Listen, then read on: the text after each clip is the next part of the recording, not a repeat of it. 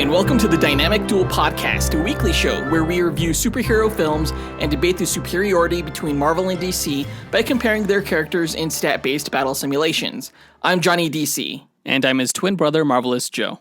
And to tie into our last episode where we reviewed Superman, Man of Tomorrow, we are doing a Superman-related Duel episode where we're going to pit Brainiac versus Ultron. Right, Brainiac is a Superman villain, and Ultron is an Avengers villain. They're both highly intelligent beings that are extremely powerful. This has been a duel that I've been really looking forward to for a long time, and I can't wait to find out who would actually win between these characters by running 1,000 Monte Carlo simulations on the characters' statistics. Yeah, of course, if you've seen the second Avengers film, Age of Ultron, you'll be familiar with the character. Brainiac has yet to have a silver screen debut, which is really unfortunate. We'll learn more about him and Ultron later on in the episode. Before that, we're going to break down the comic book movie news from the past week, of which Marvel really showed up this week. Hell yeah, thank God, finally. We got a WandaVision trailer, and we got two casting announcements. Tatiana Maslany is the She-Hulk, and Jonathan Majors is Kang the Conqueror in Ant-Man 3. On the DC end, we learned that the DC Universe app is going to be rebranded as DC Universe Infinite. As always, we list our segment times in our episode description, so feel free to check out the show notes if you want to skip ahead to a particular topic. We want to give a huge thank you and congrats to John Starosky, who became the latest executive producer of this show. As you guys may know, you can become an executive producer of Dynamic Duel by signing up for it at Patreon, and it's a status that gives you access to help influence the content that we make on this show. You get credited on our website and in every episode, and you get access to special custom duels that we run on Patreon of whatever characters that you want. Yeah, welcome aboard, John. We're happy to have you as part of the show. We also want to give a quick shout out to H. Berna from Canada, who gave us a review on Apple Podcasts. Thank you very much. Yeah, we appreciate any and all reviews. Guys, please subscribe to the show if you haven't already, and if you have, please share us in person with your fellow DC and Marvel fans. And with that out of the way, quick to the No Prize. A No Prize is an award Marvel used to give out up until the 90s to fans.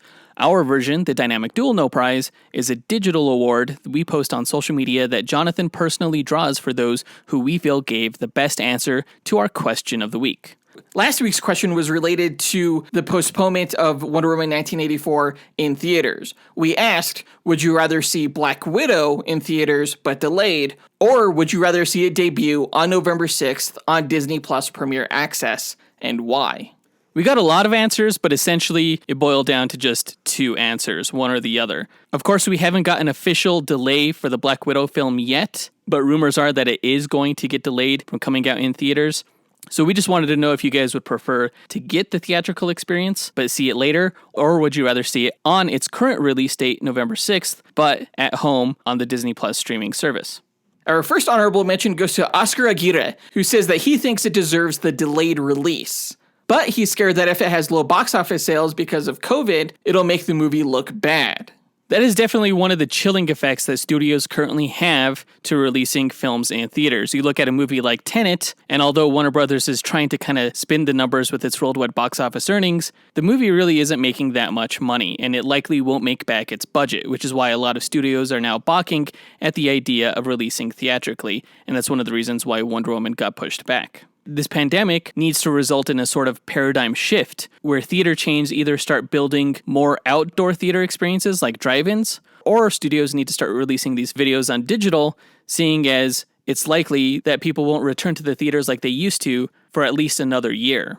Obviously, they just can't hold off on releasing these movies for a whole year, or at least we hope they wouldn't, so theaters and studios have to do something new. Yeah, it'll be interesting to see how they evolve within the next year. Oscar mentioned that his local drive-ins in Arizona have a ton of cars show up, so that's encouraging. Our second honorable mention goes to Aaron Alexander Jones, who says that the Disney Plus model is to pay for something that you can watch for free later, and he's not okay with paying for something that eventually will be free. He said he's waited months for Black Widow, and he's good to wait a few more weeks just to save a few dollars.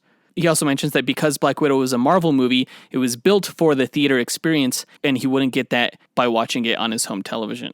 And even if they did release it on Disney Plus, he would still hope for a theatrical release so he could still get to see it on the big screen, as it was intended. Yeah, I definitely think that if studios release something on streaming, they would want to have a theatrical release when people return to theaters. I think it'll become a regular thing where films don't necessarily need to be released in theaters first. Oh, that's an interesting idea. One of the things that Aaron Alexander Jones mentioned was that he doesn't want to pay for something on Disney Plus that will eventually be on the app for free at a later point in time. But the counterpoint to that is when you go see a movie in the theater, you are paying for something that will eventually be free down the line. So that's not quite a valid argument. And by free, we mean, you're still paying a monthly subscription to something. So you're That's still true. paying for it in some way. Yeah, nothing's free. Our last honorable mention goes to Miggy Madangian, who said that he doesn't really care where he sees it as long as he gets to see it with the boys. And I love that energy. Because honestly, whether it's at home with the boys or if it's at the theater with the boys, what really makes a Marvel movie enjoyable is the company that you see it with. It's part of the magic of the experience, like getting together with your bros and your gals and chatting about the movie after it ends. Yeah, I mean, seeing these films with other people, with other fans, is just part of the experience. It's the whole reason I go to see it in a theater, like opening night. Totally.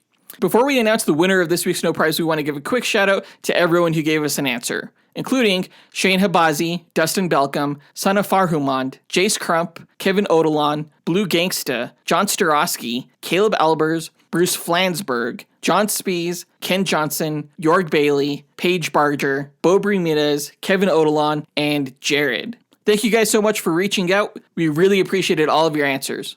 But the winner of this week's No Prize is Matt Estes, who said that he wants the movie right now, and he'd easily pay $60 for that shit. As a family of 5, Matt drops easily $100 plus for a movie night once they pay for their tickets and they get snacks. And he's like, just give me the option to watch it at home sooner in my comfy chair with the option to pause it when inevitably one of my boys has to go pee. Plus, he gets to drink his favorite whiskey. It's a no-brainer here, guys, is what he said. And to me, I'm all about that. Honestly, I'd rather see the movie as soon as possible. I don't care if I see it in the theater. I don't care if I see it at home. Although the theatrical experience is unique, I don't think it's necessary for the enjoyment of a movie, especially since we're not watching films on those old tube televisions anymore. A majority of televisions out there are high definition and widescreen, so the image we're getting is pretty comparable to that of a theater unless you're seeing it on like an IMAX screen. And as far as the cost goes, the average movie ticket costs about $10 to $15. So if you're paying $30 on Disney Plus to go see it, as long as you have 2 to 3 people watching it in total in your household, then actually it's probably saving you money because you also don't have to buy the ridiculously overpriced snacks or pay for gas and parking or anything like that. Yeah, streaming totally saves me money over going to the theater. Whenever I go to the theater with my whole family, I typically spend like around $70. So $30 is a steal. That being said, I tried to watch The Hobbit for the first time this past weekend because I didn't get a chance to see it in theaters. So I was really looking forward to it. And my younger daughters really didn't appreciate the experience of seeing it for the first time as much as I did. And they were talking and playing. And all I could think was, I wish I was in a movie theater right now. I guess that's the trade-off. Sometimes home can actually bring more distraction than what you get at the theater. Although at the theater, sometimes like you have people talking and you have people on their phones with their screens lighting up the whole auditorium and stuff like that. So, it's kind of a catch-22. But anyway, yeah, big thanks to Matt Estes. You are this week's No Prize winner. If you, the listener, want a shot at winning your own No Prize, stay tuned to later on this episode when we'll be asking another question of the week. And now that that's done, on to the news.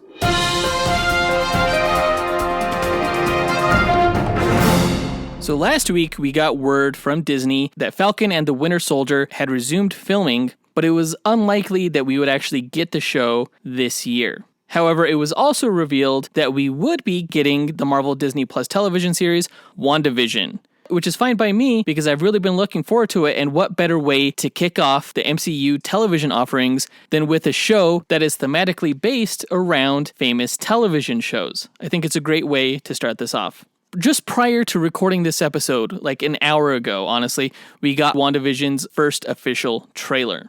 Yeah, it's the first Marvel trailer that we've gotten. And I have to say, I'm really pleased with how this is all turning out. It looks movie-level quality. I mean, it has like television angles, but I think that's intentional. And of course, I'm referring to the scenes that take place beyond the scope of Wanda's and Vision's house, which seems largely to feel like a sitcom. The trailer starts off in black and white, where we see that Wanda and Vision have just gotten married. And the show feels very Leave It to Beaver. They're dressed very much like they're in the 50s, and they have a dinner party with their neighbors. It was interesting to see Kitty from that 70s show having dinner with them. I thought that was pretty interesting. Yeah, good casting. But what happens at dinner was fairly weird. You can see that the reality that Wanda has created for herself and Vision kind of frays at the edges when people start asking too many questions. Yeah, it was kind of unsettling. That scene and the scene where the woman in the car was like, because you're dead. I was like, oh, that's creepy. Yeah, that character is Wanda and Vision's neighbor as well. She's Agatha Harkness, and it seems like she's clued in on the reality that Scarlet Witch has created, which makes sense being that Agatha Harkness was the Scarlet Witch's mentor in the comics. She may be working within Scarlet Witch's reality to try to kind of help her cope with everything that's going on. Although why she would say that to Vision, I'm not sure. It appears as if the Vision isn't clued in onto the reality of what's happening here. Yeah, tonally, it seems kind of bonkers, almost like Doom Patrol. It reminds me a little bit of that.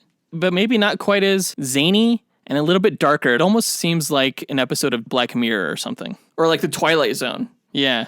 I do love all the little cutesy moments that Vision and Wanda have together within this trailer. They seem to do a lot of dancing. We see them celebrate Halloween, where they're dressed up in the costumes that they have in the comics. Yeah, that was really cool, especially seeing Vision wear his. Yeah, it was kind of interesting to see them in like these cheap costumes. Towards the end of the trailer, we get an interesting shot where we see somebody flying through the air, either getting pushed or pulled, and then going through a portal that looks like a digitized television screen. Like this person is being pulled into this television pocket universe or something that Wanda has created. And we see Monica Rambeau lying on the ground with what I think is S.H.I.E.L.D. surrounding her. There's definitely this dark vibe and sort of this feeling of danger that's happening outside of what's going on with Wanda and Vision's quaint little perfect universe.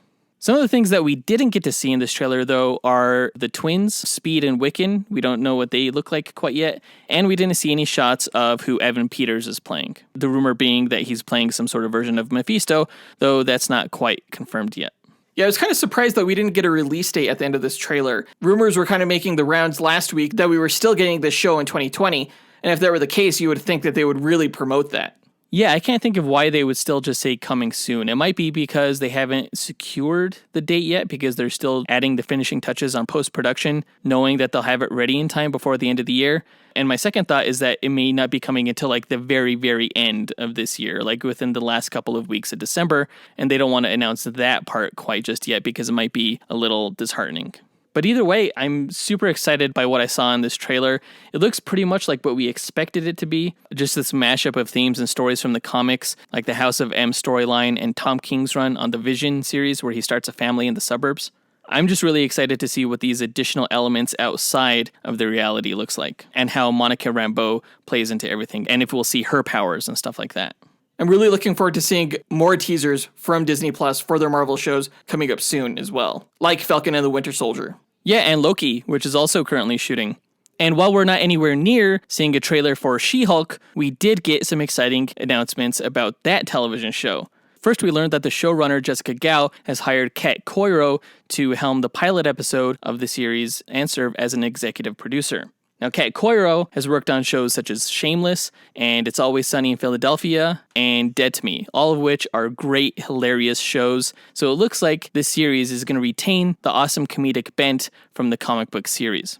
But then, almost right after that, we learned that actress Tatiana Maslany has been cast in the lead role of Jennifer Walters, who is She-Hulk's alter ego. And what terrific casting. She's a fantastic actress. If anyone has seen Orphan Black, they know how talented she is. Yeah, initially I actually wasn't too excited about this news because she didn't seem like an Alison Brie type to me, and I was really hoping that Alison Brie would be cast in the role. But everyone who's ever seen Orphan Black online is super excited about this news, so it seems like they know something that I don't. If Tatiana Maslany wants to be an Alison Brie type, she could totally act like one. Like, she would totally sell it. You don't need to worry about that. Yeah. I will say that she totally looks more like Mark Ruffalo than Alison Brie does. Tatiana Maslany looks like she could be related to Mark Ruffalo. And I love the tweet that Mark sent out calling her cousin and welcoming her to the family. It was awesome. Yeah, that was nice. It'll be interesting to see their dynamic given that Mark Ruffalo is making an appearance. The rumors right now is that the show will also feature a number of other Hulks, including like Red Hulk and Gray Hulk and Red She-Hulk. Interesting. Maybe we'll even get to see Tim Roth return as Emil Blonsky, Abomination. That would be fantastic. We haven't heard anything about the Abomination since the 2008 Incredible Hulk movie, and he's a fantastic Hulk villain. There's so much potential for this show. I'm really excited about it. In other casting news, huge casting news, earlier last week, we heard from Peyton Reed, who is saying that Ant-Man 3 is going to be bigger than the previous two movies. It's going to be a huge film that they're going to film at Pinewood. And I'm like, okay, yeah, sure, Peyton Reed, I believe you. It's going to be huge. But then Deadline announced that they cast Jonathan Majors as Kang the Conqueror. And that's huge. That's huge news. So I totally believe what Peyton Reed was saying earlier. Yeah, they didn't confirm that it was Kang the Conqueror, but they heavily implied that it was. Right.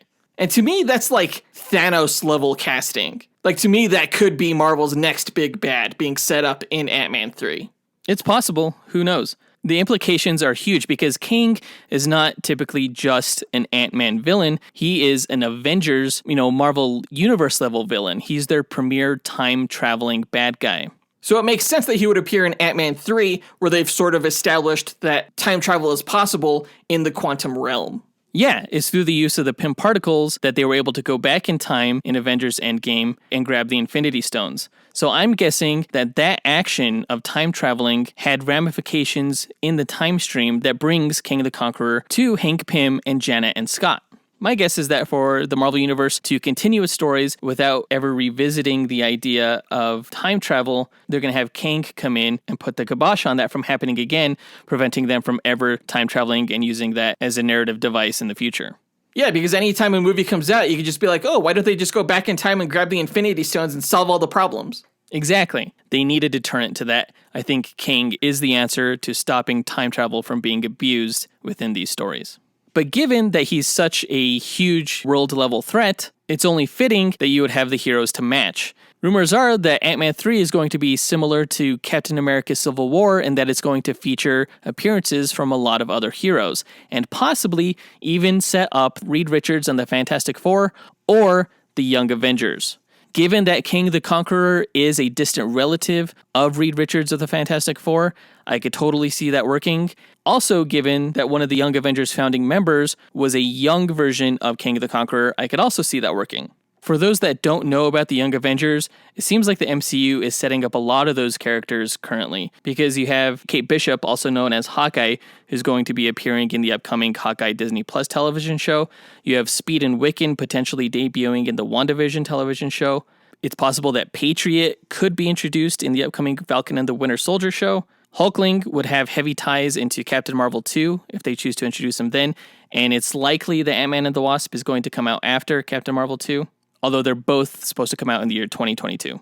And of course you have Cassie Lang, who is Scott Lang's daughter, who takes up the superhero name Stature in the comic books. And then the last piece of the puzzle would be Iron Lad, who is Kang the Conqueror as a teenager, coming to our timeline in his own futuristic Iron Man-type suit.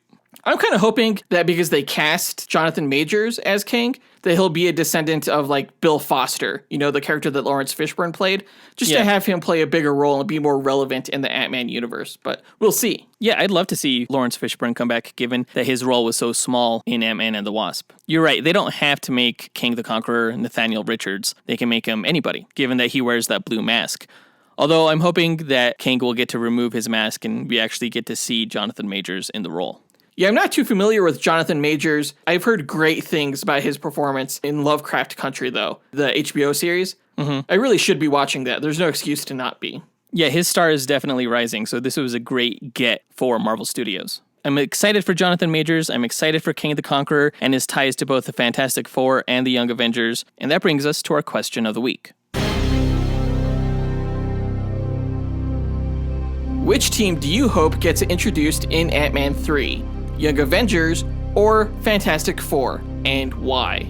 Post your answer to our Instagram, Twitter, Facebook, or email us at dynamicduelpodcast@gmail.com.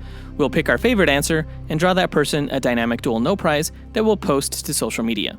Okay, in DC-related news, this week we learned that DC Universe will be rebranded as DC Universe Infinite, a comics-only platform that will no longer be on Apple TV or Roku or any other television app, but will still remain on mobile devices like tablets and phones. Yeah, essentially, they're turning DC Universe into Marvel Unlimited. Even the name is evocative of that with DC Universe Infinite. Infinite, Unlimited. Oh, I didn't get the name choice until right now. I like it. It's better. Oh, you like it because DC is a big old copycat. I, for one, am not a fan of the name. I think it's just too many words for what should be a simple mobile app. They could have just left the name as DC Universe, and I think it would have been fine. Or they could just rename it to DC Infinite.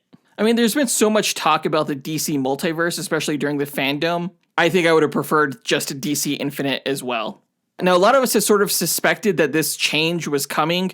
DC Universe's quote-unquote exclusive content just kept becoming less and less exclusive, so there was no reason for DC fans to subscribe to the platform just for those shows. Yeah, the problem now is that DC Universe is not lowering its price, so you're getting less content for the same cost. Yeah, that part really doesn't sit well with me. On one end, you are getting the comics sooner. You're getting them 6 months after they're printed, but you're also getting a ton of platform-exclusive weekly titles, like Wonder Woman 1984, like Aquaman Deep Dives, and Batman Gotham Knights. Deceased is one of them. That's a huge one. So there is still some to look forward to, but I agree. Marvel Unlimited has a 6-month delay as well, and it's not as expensive as DC Universe Infinite.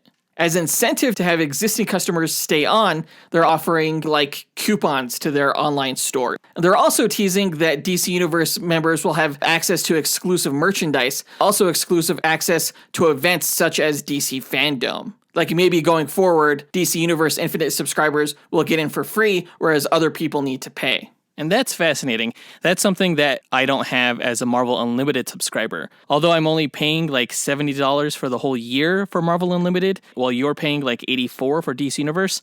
It's actually $75 a year. It's cheaper if you get the annual subscription. Oh, really? So You're only paying $5 more than I am for the whole year, and yet you get all these other cool perks? Well, we have yet to see how cool they are, but yes. That's true. I mean, DC Fandom was pretty dope, though, I have to say. It was cool. I hope that becomes an annual thing. It better.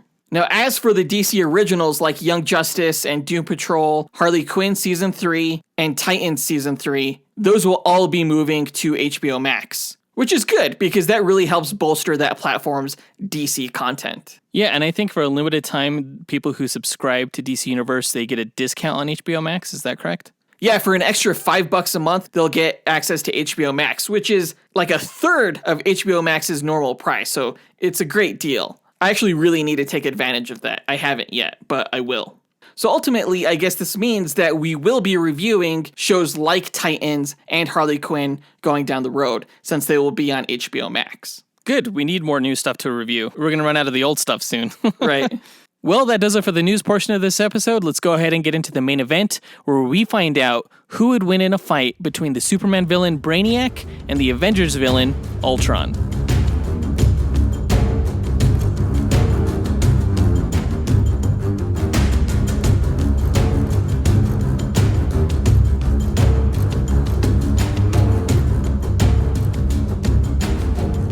Okay, Brainiac versus Ultron.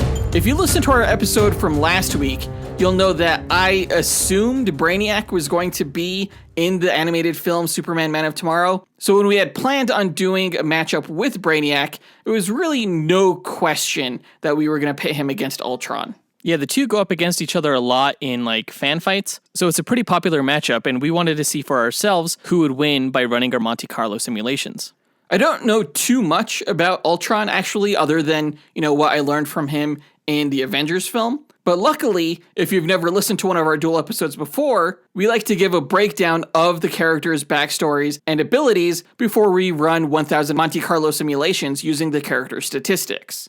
Now, what's a Monte Carlo simulation? Well, it's a probabilistic model used to determine outcomes through random sampling. In our case, it randomizes statistics along a normal distribution, which is a bell curve, as a way to simulate the many variables that can occur during battle. The stat parameters we use are based on the official Marvel Power Grid, and we use that criteria to extrapolate the DC character stats. We've included some additional stat categories of our own, such as range, damage potential, and perception, in order to create a more complete and robust simulation. Now, running these 1000 simulations gives us a percentage of wins for each character, and we declare the one with the higher percentage to be the ultimate victor, given that they're more likely to win any given battle. Now, no one character ever wins 100% of the time. Comics have shown that there's always a way for Batman to defeat Superman, for example, though according to our numbers, he'd only win 7.9% of the time.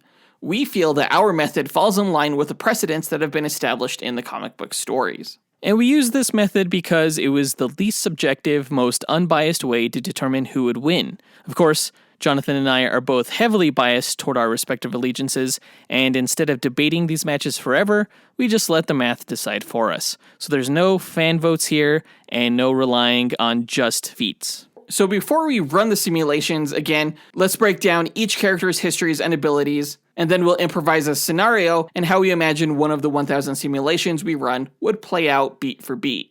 I believe you go first this time. Yeah, it's my turn. So let's go ahead and learn all about the character of Ultron. Ultron is a paradox of a machine. He was created to be a logical, efficient technological mind, and yet in many ways, he's one of the most maniacal, emotional, angry villains that Marvel has. The dichotomy of the soulless machine acting with such malicious glee could be amusing if it wasn't so frightening in concept. Make no mistake, though raving mad this robot may seem, he is far and away one of the Avengers' most powerful and dangerous foes.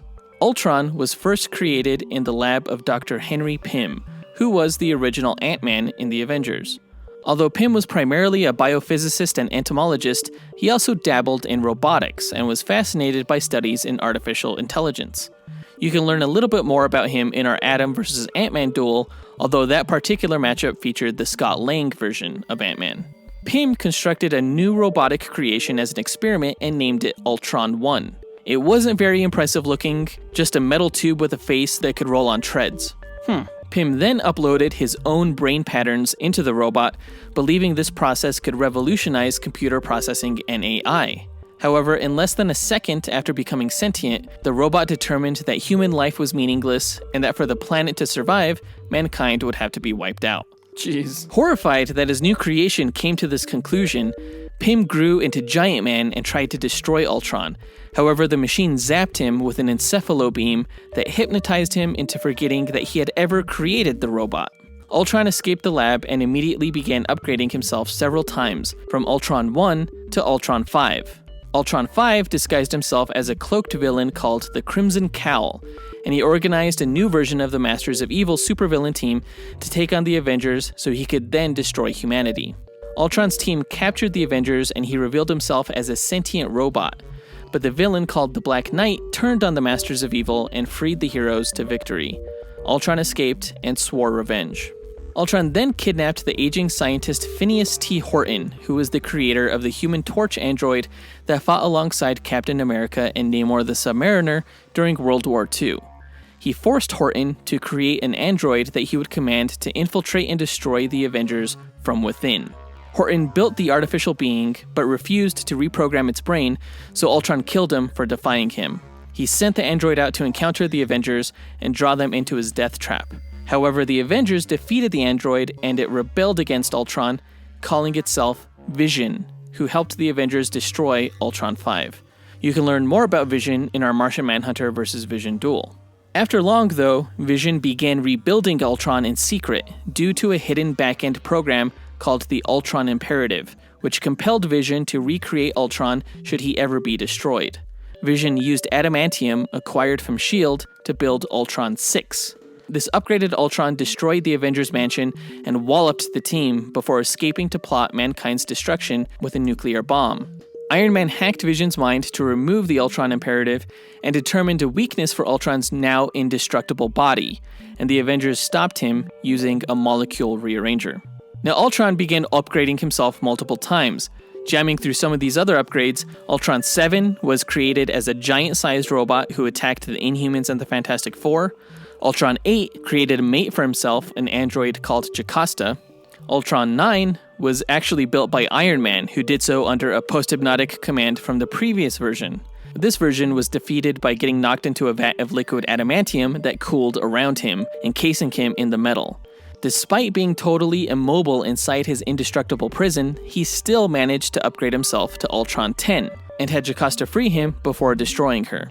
Ultron 11 was recreated by the Beyonder during the Secret Wars event. When Ultron realized he was surrounded by all these human villains, he got pissed and started attacking them until he was put down by Galactus. Ultron 12 was kind of a friendly Ultron who was eventually destroyed by a repowered Ultron 11 who arrived back on Earth from the Secret Wars. Ultron 13 had 13 personalities. Ultron 14 created a new mate for himself named Alchema. Ultron 15. Ultron 15 created hundreds of new bodies for himself. With this Ultron army, he attacked the small Baltic country of Slovenia, and within 3 hours he killed every last citizen. Jeez. Ultron broadcast his accomplishment across the globe, declaring Slovenia as the start of his new world.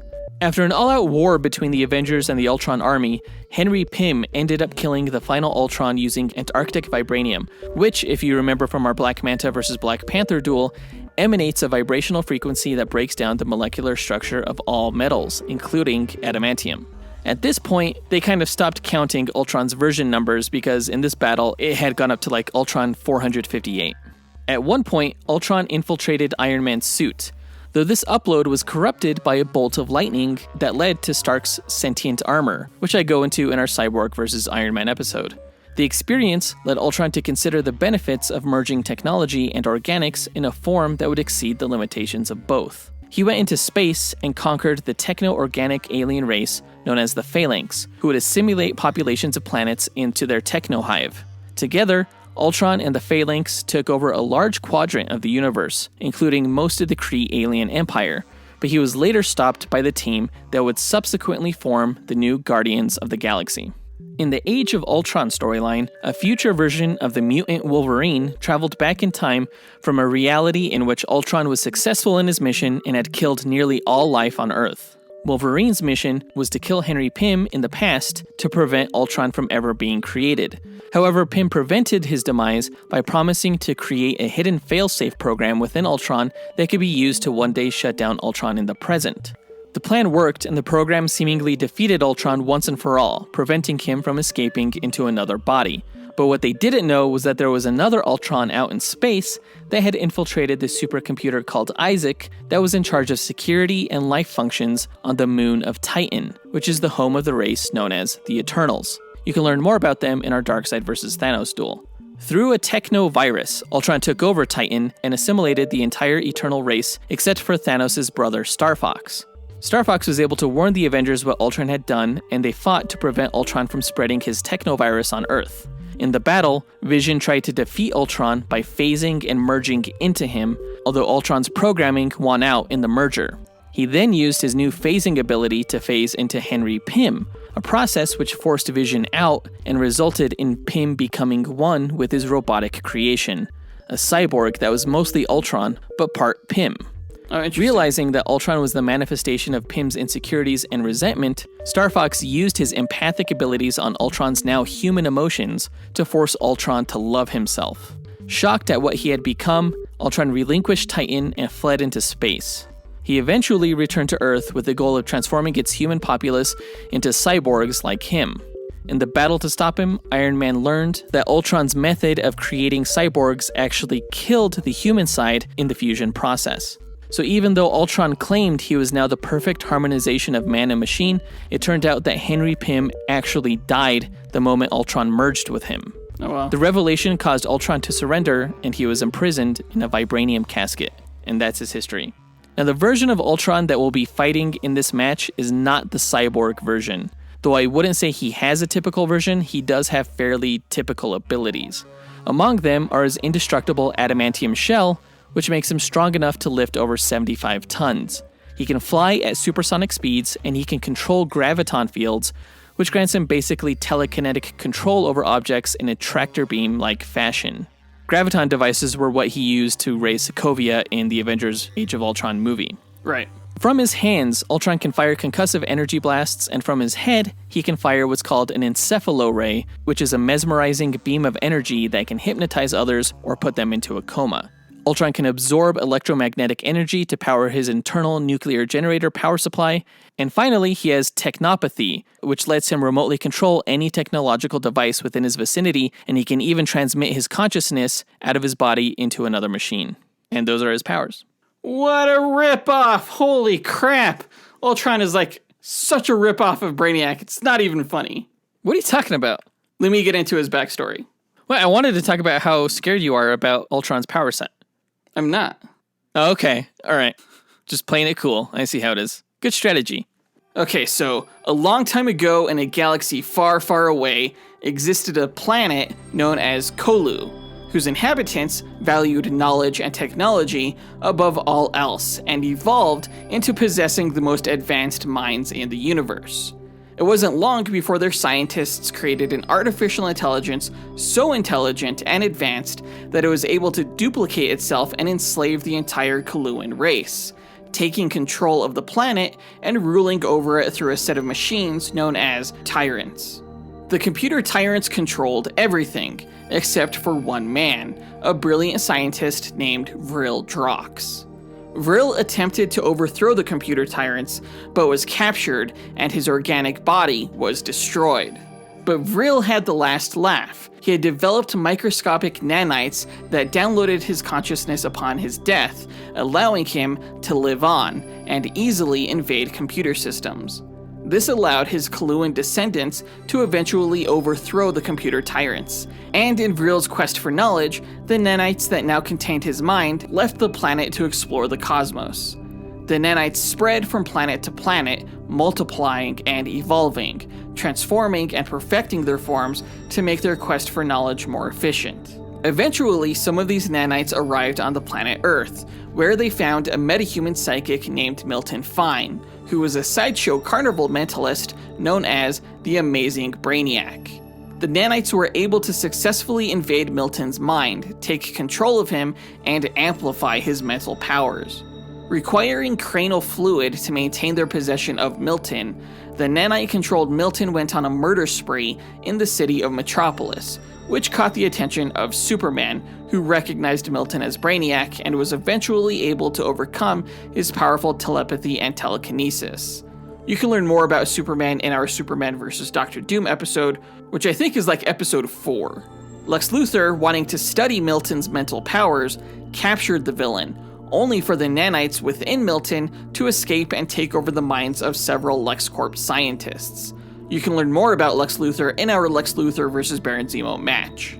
The nanites used the LexCorp scientists and the company's resources to build a spaceship, and used Milton's DNA as a basis to genetically engineer a new Coluan body, referred to on Earth as Brainiac. Now a physical match for Superman, Brainiac fought the hero once again.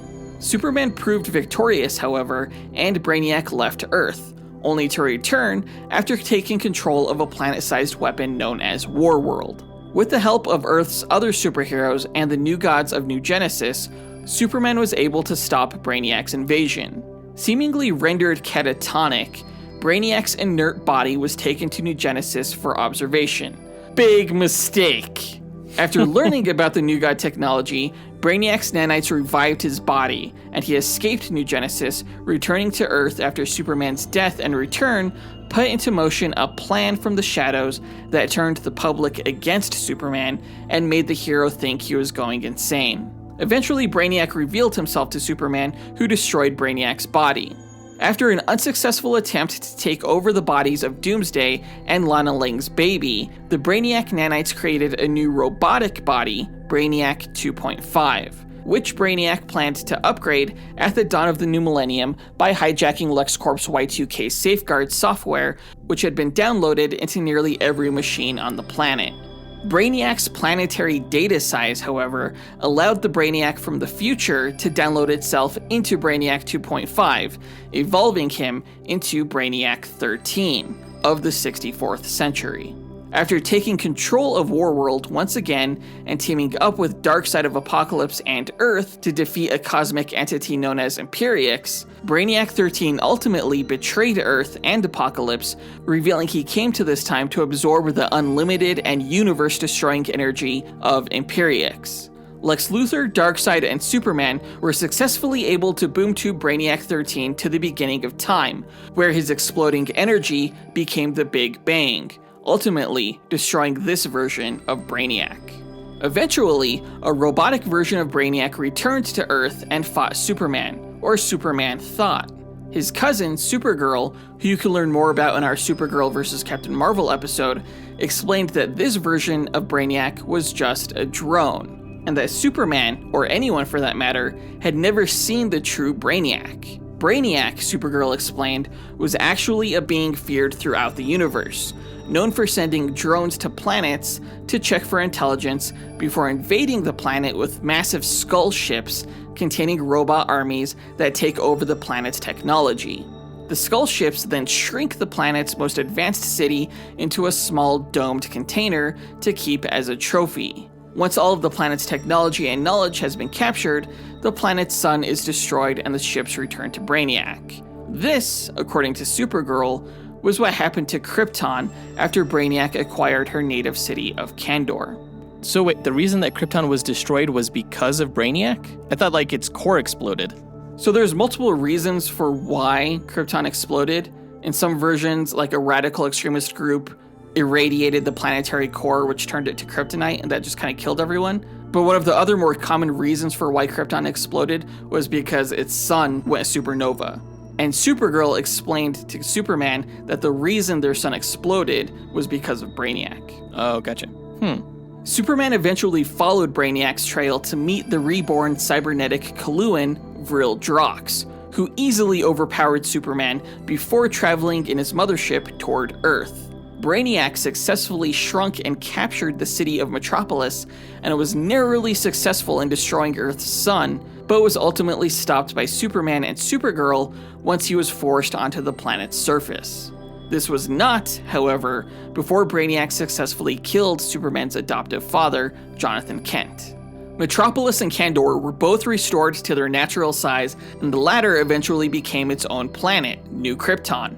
Lex Luthor helped Brainiac escape government custody, and together they destroyed New Krypton, but not before Lex betrayed Brainiac by destroying his mothership, something the heroes of Earth didn't want to do in fear of also destroying the bottled cities within. Depowered with the loss of his ship, Brainiac was nearly killed by the Kryptonian General Zod before Brainiac's descendant, Coral Dox, aka Brainiac 5 from the future super team, the Legion of Superheroes, teleported Brainiac back to Colu to face justice for his crimes.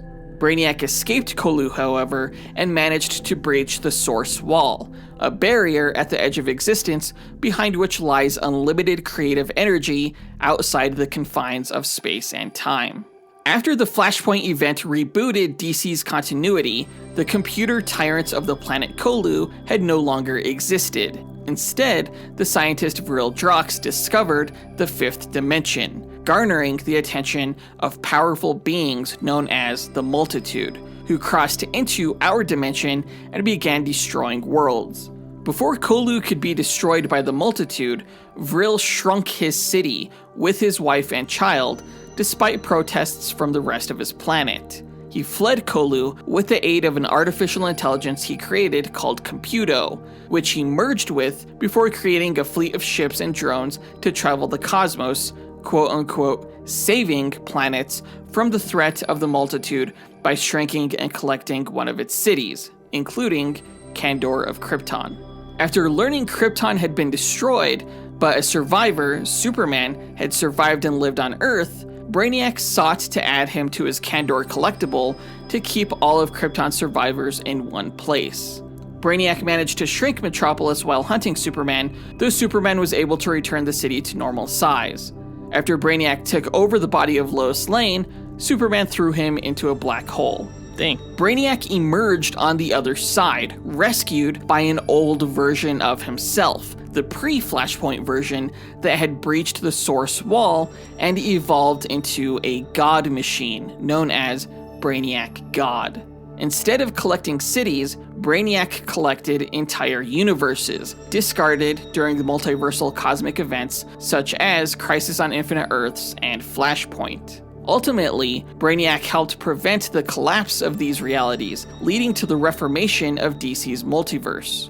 With the multiverse restored in the Rebirth timeline, Brainiac's history returned to his normal pre-Flashpoint version. Powers-wise, Brainiac has the highest level intellect and most powerful mind in the DC universe.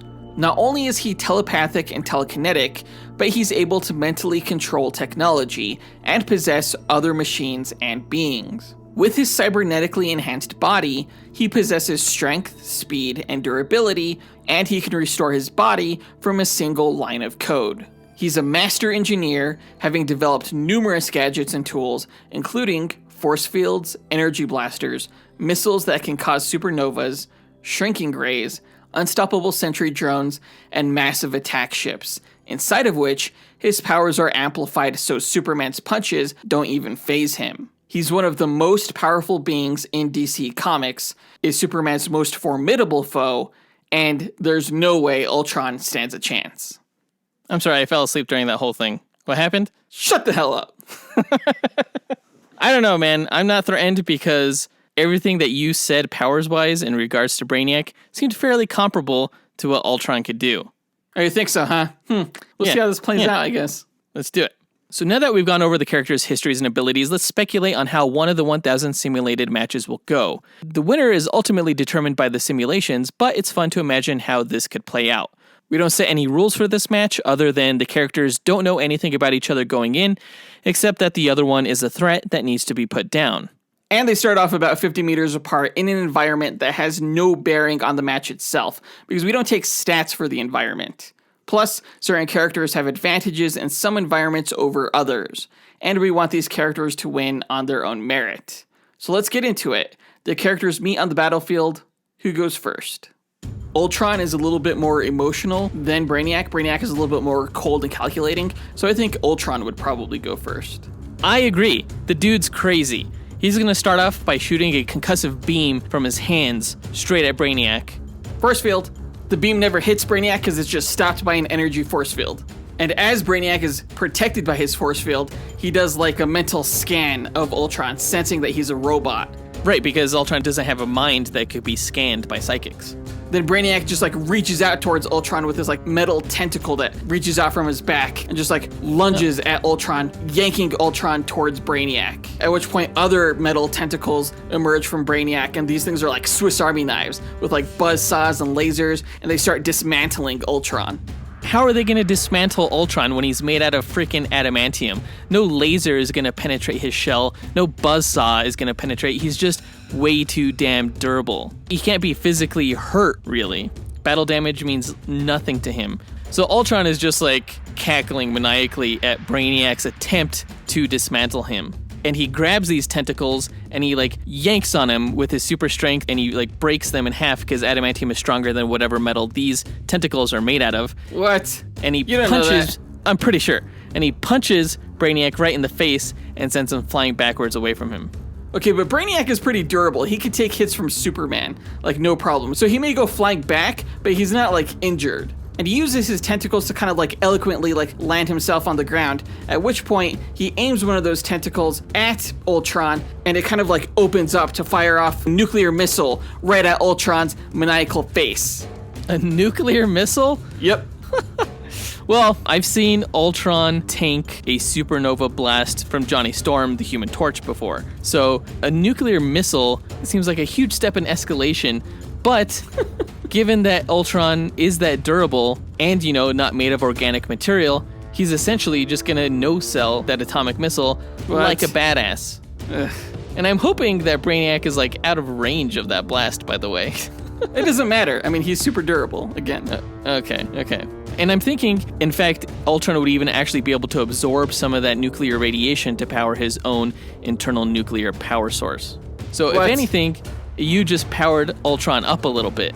And he uses this increased energy to shoot this graviton field right at Brainiac. And since you pissed Ultron off, he's just going to use these gravitons to lift Brainiac up in the air and slam him down on the ground a couple of times. I don't know, he could... And then Ultron just uses that graviton field to rip Brainiac apart and like disintegrate him. Okay, but before Ultron could do that, I mean, Ultron is a machine, and Brainiac can mentally control machines with his technopathy. No, but Ultron already has technopathy too. So I think they would like cancel each other out. Well, Brainiac isn't a full machine. So I think Brainiac would be in more control of Ultron than Ultron would of Brainiac. So before Ultron can rip apart Brainiac, Brainiac takes control of him and prevents him from doing that. I don't think that Brainiac's technopathy would work on Ultron, but I will say that their technopathy wouldn't necessarily cancel themselves out. You would have to think that they would affect each other in some way, if nothing less than to just slow each other down in instances like this, where Ultron's trying to rip Brainiac apart. Okay, so maybe Brainiac doesn't take control of Ultron, but he does hinder him enough to stop him. Okay, that's fair. I'll allow it. But since Brainiac isn't a full machine, he does have like an organic brain to him, right? Right. That means that he's susceptible to Ultron's encephalo-ray. So that's what Ultron's gonna do next. What does that do again?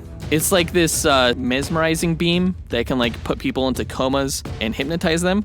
So Ultron's eyes are gonna go crazy and he's gonna shoot this beam out right at Brainiac, and it's gonna affect the organic side of his brain and it's gonna like put him into a coma.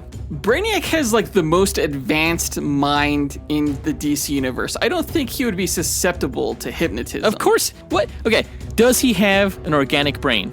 Yes. Does he have organic eyeballs? Most likely. Then there you go. Ultron has used the encephalo-ray on gods like Thor before. I'm pretty sure it'll work on Brainiac.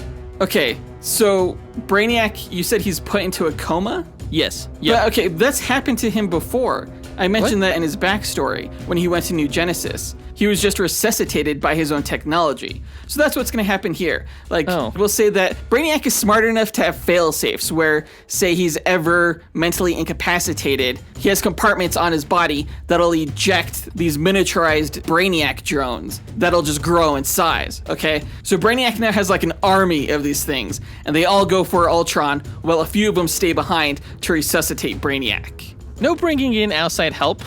Well, too bad. Ultron doesn't have any of his drones in this match. What the hell? No, but with Brainiac, like, shrinking things and re-expanding them are part of his power set. All right, whatever. What do they look like? What can they do? They look like walking metal skeletons with, like, these honeycomb, like, exposed brains. They look pretty cool. Oh, yeah? So they're not going to be too much of a threat to Ultron. He's just going to be laying waste to a lot of these fools. Okay, but while Ultron is distracted and Brainiac comes to, he uses a shrink ray to shrink Ultron. What? Yeah, he just shrinks him to like a millimeter tall. Well, I mean, Ultron has had access to Pym particles before, but I can't say without any uncertainty that he would have them in this match. All right, that's actually a really good move because what the Avengers have done in the past to Ultron is alter his molecules like that since they can't destroy him since he's indestructible. So Ultron is tiny now. Yep. Let's go to the stats. Okay, let me think. So he's a millimeter tall. He's gonna fly into one of these Brainiac drones that Brainiac just pulled out. And Ultron is going to use his technopathy to take over that drone's body. So you didn't really do much. Ultron just is now in a new body, and he begins technoforming it to look more like himself. Although now it's not made out of adamantium anymore. That's right. But what he's going to do is that he's actually going to assimilate all the drones around him, and he's going to start technoforming them to form this like giant-sized Ultron body. What? Yeah, he can assimilate technology in that way. So now Brainiac just fucked himself. Ultron has this huge body, and he's just really just a tiny speck in the robot's mind, controlling the whole thing like a badass robot Godzilla. Okay, to combat this giant-sized Ultron, I'm gonna say that Brainiac had a miniaturized skull ship in another compartment on his body. God. Okay. So he just expands this giant skull spaceship and remote controls it to attack the giant Ultron. This is actually a really cool visual. Yeah, it's like a spaceship with a giant skull face with all these like metal tentacles coming out of it against a giant composite Ultron. And the skull ship will use those tentacles to kind of like wrap around Ultron, like binding him so he can't move, and they slowly dismantle him. Yeah, that's what happens when you're not made out of adamantium anymore. That's right.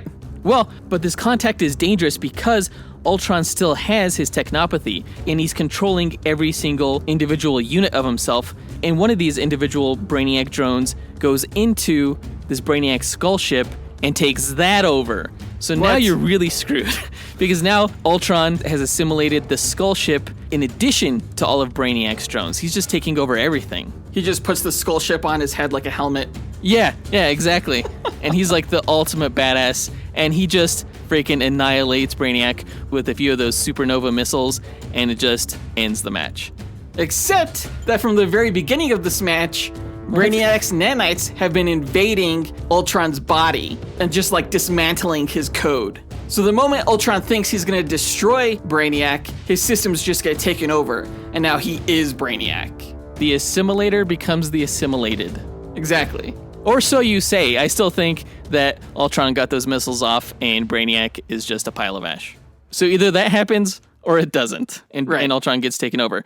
We'll go ahead and leave the match there. We'll find out which scenario ends up playing out by running simulations on this match and finding out which of these characters comes out on top. We'll be right back with your results.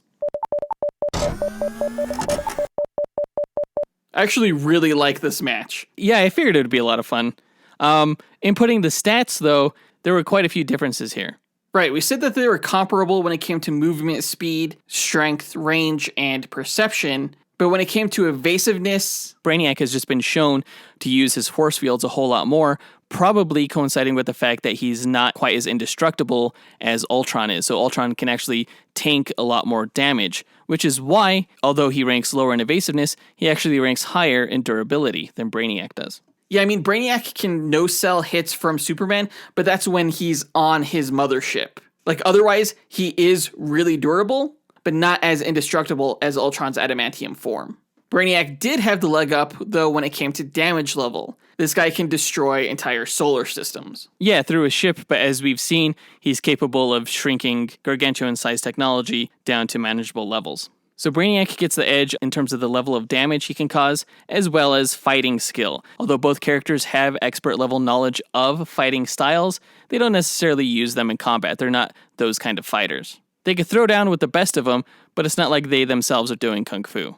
Yeah, they could just mentally process movement faster than most fighters. We said that Brainiac was slightly smarter than Ultron, considering... That one hurt. Are you surprised, though? Not necessarily, because Brainiac just has the accumulated knowledge of so many different civilizations and planets that it just outclasses Ultron's mind. I mean, Ultron's pretty smart because of his computational thinking ability, but in many ways, Ultron has made some pretty dumb mistakes because he can get kind of emotional at times, which overrides his better judgment. Brainiac is much more cold and calculating. So all that considered, who do you think's got this? Well, I'm pretty confident that Brainiac is going to come out on top. And our followers on Instagram agree with me. 65% of them chose Brainiac as the winner. And I wouldn't be surprised if the results came out to be around that same percentage. Yeah, but there's some error going on here with the 65% number because Ultron is a badass. Well, if he's a badass and he still loses to Brainiac, what does that make Brainiac? Just an overpowered, boring character. But you don't have to worry about that because the winner of this duel matchup between Brainiac and Ultron is Brainiac. That's right. That's right. Yeah, he is an overpowered, boring character. Brainiac beat Ultron out of the 1,000 matches 606 times, whereas Ultron only won 394 of the battles. So it's 60.6 versus 39.4. Brainiac is the ultimate victor. So he wins about 2/3 of the time. No, he wins about 3/5 of the time. Oh, I'm not a Brainiac. You are definitely not a Brainiac. You must be a DC fan, like stacking up an additional 61 wins in your mind. I was rounding. Well, you rounded the wrong direction, my friend. I mean, whatever makes you feel better for losing, you know? I am a DC fan. I'm a fan of winning. All right, so yeah, this matchup goes down in the books as a DC victory. Brainiac wins. Let us know what you thought about the results by writing to us at dynamicduelpodcast@gmail.com or by visiting us on Facebook, Instagram, or Twitter. You can find links to all of our accounts by visiting our website, dynamicduel.com. And on our site, you can also find a link to our Patreon page where we offer bonus content, including custom duel matchups. I think this week we've done like Sonic and Kirby, but we also do things like blooper reels, which are always funny and embarrassing. Yeah, check out patreon.com/dynamicduel right after this episode. Our lowest tier is only $2 a month. Also on dynamicduel.com is a link to our merch store, where we sell t-shirts, hoodies, stickers, and more with our Dynamic Duel No Prize artwork. And this week, I will be drawing Ultron. So get your Ultron t-shirts and stickers and hoodies after listening to this episode. Our next episode is going to be another duel like this one. It's going to lead up to our 200th episode, where we're going to pit the JSA against the Fantastic Four. So we still got to get through our JSA roster, which is going to include one of the Flash characters, Jay Garrick the Flash. And these Flash battles are always really hard because it's really difficult to defeat a Flash character. We've done a few matches with them, like we did Barry Allen versus Quicksilver, and we did Wally West against Speedball. This time we're going to go a little bit different route by pitting Jay Garrick against Electro, who is not a speedster per se, but wields energies that can travel about as fast as he can. So it should be interesting, trying to mix it up with the Flash battles. Yeah, both characters use lightning motifs, and they both have some of the funkiest headgear in comics. That's true. So look forward to that next week, guys. We want to remind everyone again to please subscribe to our show if you haven't, or please leave a rating or review on your platform of choice. Sharing this show on social media or in person is also a big help for us. But that does it for this episode. We want to give a big thanks to our executive producers, Ken Johnson, Jace Crump, John Speas, and our new producer, John Starosky, for helping make this podcast possible. We'll talk to you guys next week. Up, and away. True believers.